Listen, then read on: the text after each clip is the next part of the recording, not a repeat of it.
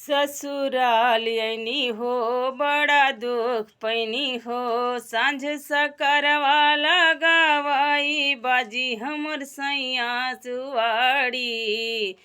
हाय हाय रे हमर सैया जुआड़ी। सखी सैया बड़े उत्पाती गहने के हमरे लगाई दीन गह के।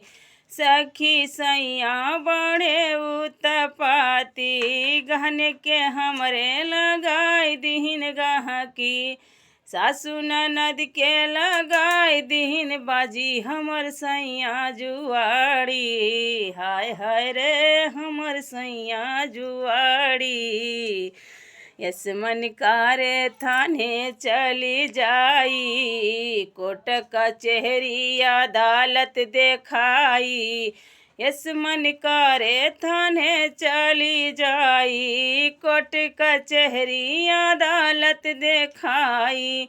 हाई कोर्ट के मुकदमा लिखाई एकर आदत न जाई। हाय हाय रे एकर आदत न जाई।